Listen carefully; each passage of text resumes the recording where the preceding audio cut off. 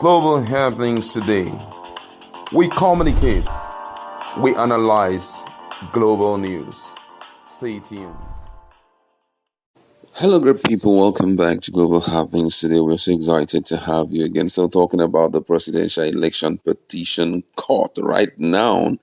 The fear of Peter Obi in the possible rerun of the election is now the beginning of wisdom in APC, as they have opened up that if there is any need for possible rerun of elections again, Peter Obi should be sidelined. It should be Atiku Abubakar and Bola Ahmed Tinubu, and this is very, very interesting. You get to see the reason why APC and Bola Ahmed Tinubu's lawyers are making this statement. I mean, this is quite shocking, I must say, because for them, Peter Obi shouldn't be brought into the question. But then let's look at the full details.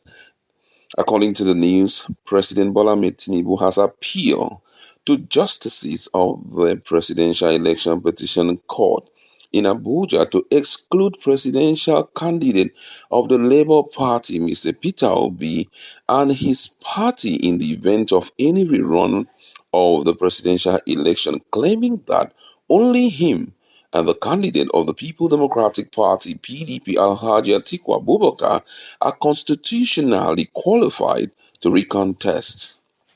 Tinubu argued that if the justices void the February 25, 2023 presidential election, Obi and his party will not be qualified to recontest, but Obi urged the five-member panel of the PEPT not to subvert the will of the people as expressed in the February 25th presidential election, stressing that they should sack Tinubu without further delay. Tinubu faulted both Obi and LP for asking the court to cancel the election and compel the Independent National Electoral Commission (INEC) to conduct a fresh poll in which he, Tinubu, Shetima, and the All Progressive Congress (APC) would not participate.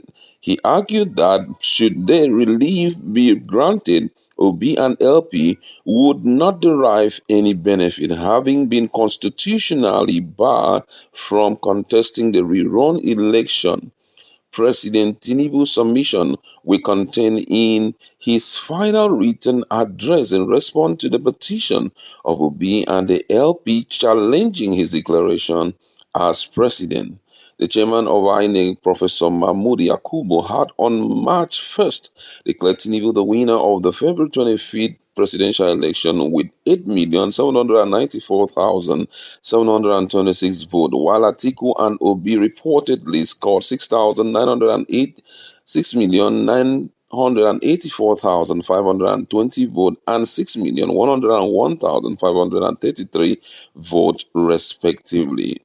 While citing alleged issues of substantial non-compliance with the electoral laws, corrupt practices, non-qualification, among others, Obi and LP on one hand, as well as Atiku and PDP on the other hand, had in their petitions asked the court to nullify the election. Both Obi and Atiku are laying claims to victory on the grounds that each of them scored a majority of lawful votes cast at the polls. Alternatively, they urge the court to order for a rerun to decide the authentic winner of the poll.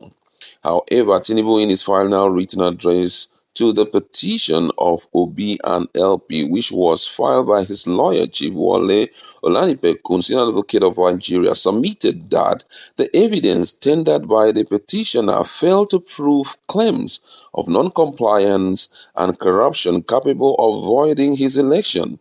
He, however, added that in the very unlikely event that the election of February 25, 2023 is voided, the only candidates constitutionally prescribed to contest any subsequent election should be the second respondent and the candidate of the People Democratic Party who came second by scoring the next majority of votes in the highest number of states, 19 states, to the first petitioner, 16 states, and also coming second by plurality of votes, having scored 6,000, 6 million 984,524 and above first petitioner who scored 6,101,583 votes.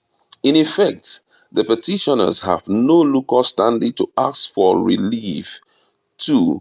Both constitutionally and legally.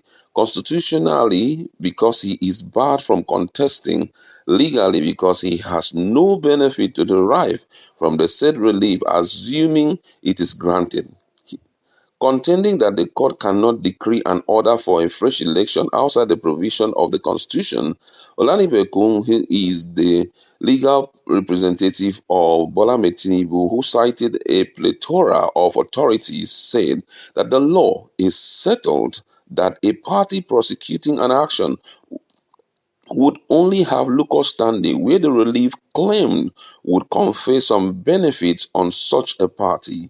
According to him, the only candidates constitutionally prescribed to contest any subsequent election should be the second respondent and the candidate of the PDP who came second by scoring the next majority of votes in the highest number of states, 19, to the first petitioners, 16 states, and also coming second by plurality of votes, having scored 6,984,524 and above first petitioner who scored 6,101,533 votes. Citing Section 134, subsection 3 of the Constitution, Olanipekun submitted that the first petitioner is constitutionally barred from participating in any election in the very unlikely event that the election of February 25, 2023 is voided.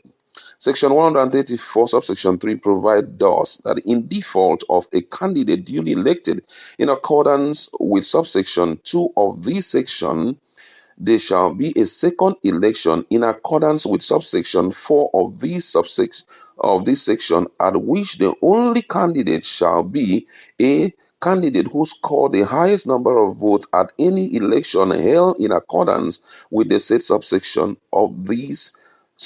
2 of this section, and b one among the remaining candidates who has a majority of votes in the highest number of votes. So, however, that where there are more than one candidate with majority of votes in the highest number of votes, the candidate among them with the highest total of votes cast at the election shall be the second candidate for the election.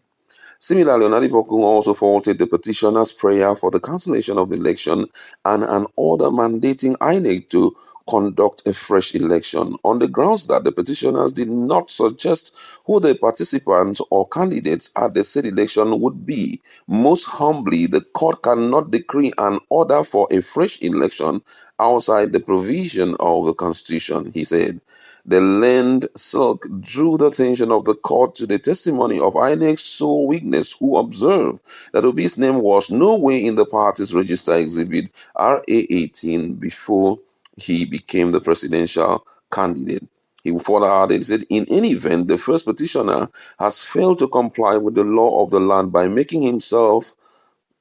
first making himself a member of the second petitioner before proceeding to purportedly contest election and even file petition. We again refer to the uncontradicted event or contradicted evidence of the respondent's sole witness, who observed that the name of the first petitioner is nowhere located in Exhibit RA18. Arising from the foregoing in the fact that the petitioner is improperly constituted and as such, at the end of evidence to trial, it is clear that it does not vest jurisdiction in this honorable court to entertain it, more particularly to grant the relief sought. The essence of all this is that in the absence of the PDP and its candidate, the NNPP, and its candidate, the grounds of the petition, the paragraph making allegation against the parties, and any evidence extracted during trial becomes incompetent and inadmissible in the absence of those parties. Wow, this is quite interesting, I must say. So they are now diverting um, their attention from the fact that elections should be given to Peter Obi to that it should be cancelled, that or in event of it being cancelled, that Peter Obi shouldn't be allowed, and then they pointed at the provision of the constitution in I think section 34, which states that in event of cancellation, it is only the person who won and the person who has the highest vote that should fight it out. And for me, that is not true, because I believe that Peter Obi's legal representative have defended the fact that Peter Obi's vote were being stolen in some of the places that would have made Peter Obi ahead of even the two of them, talking about the PDP and the APC. Well, let's watch to hear exactly what LP will say in that regard. That's what we'd like to leave it. Let's meet in our comment section